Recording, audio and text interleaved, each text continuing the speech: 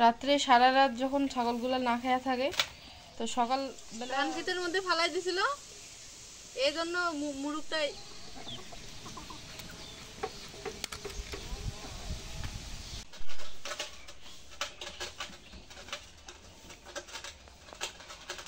বাচ্চাগুলোকে আমি এইখানে আলাদাভাবে খাইতে দিলাম, আর বড় ছাগল মা ছাগলগুলোকে ওই পাশে খাইতে দিছি। ঘাস যেহেতু অল্প তাই ভাগ করে দিলাম এইভাবে।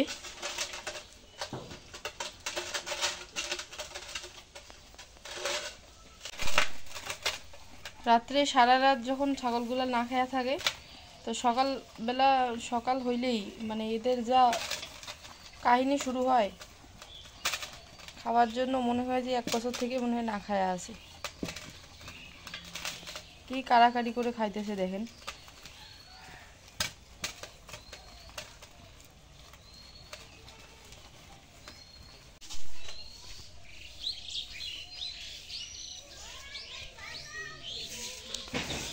এই যে এভাবে আলাদা আলাদা করে দিলাম, ছাগলগুলাকে ভাগ করে দিছি।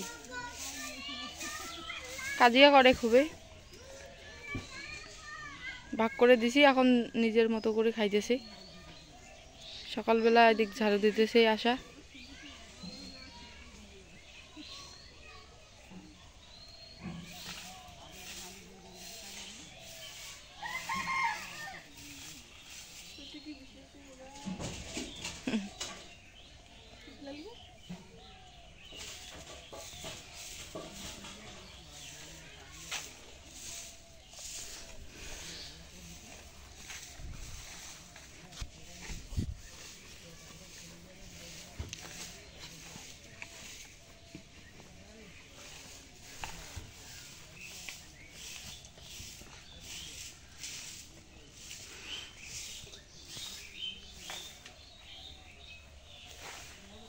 আজকে সকালের কাজ বলতে এই পর্যন্তই শেষ।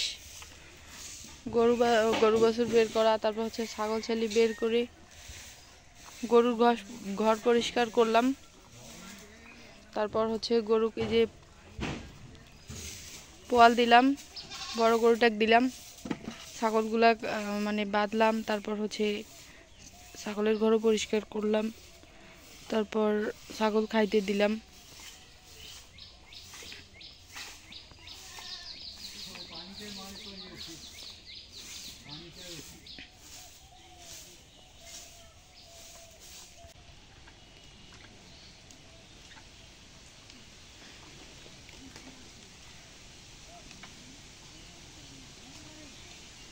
আশা মনে কইছি মুরগিটা জবাই করে আনতে, এ দেখেন আশার কি কাণ্ড, মুরগিটা কি করে আনছে দেখেন।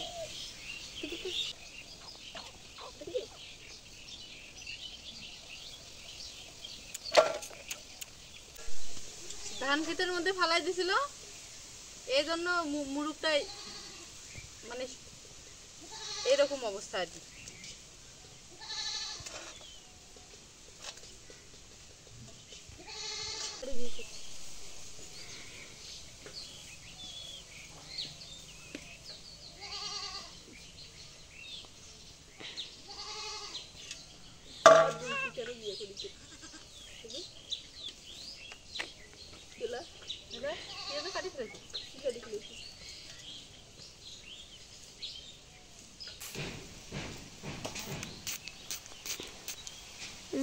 হাতে তো রক্ত ছিল, জামাই কেন মুছে দিলি?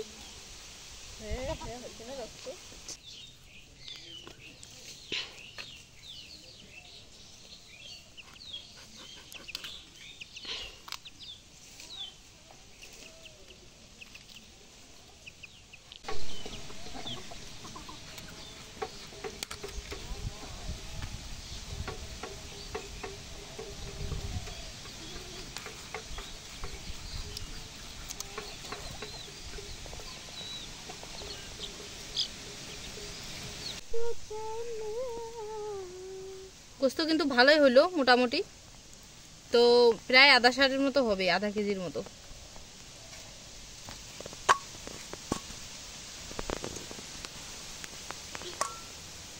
আপু আজ রাতে কিন্তু তোমাদের বাড়িতে ভাত খাবো। এই যে দেখেন। আর এইখানে এই যে এগুলা, এই যে পা গুলা, তারপর হচ্ছে যে মাথা, এগুলো সব মানে এই দেখেন ফেলাই দিব আর কি। আর ফুটি সবগুলো ফেলাই দিবে, কেননা এইগুলা বাড়িতে কেউ খাইতেও চায় না, পছন্দ করে না, এই জন্য আর কি ফেলাই দিব এগুলা।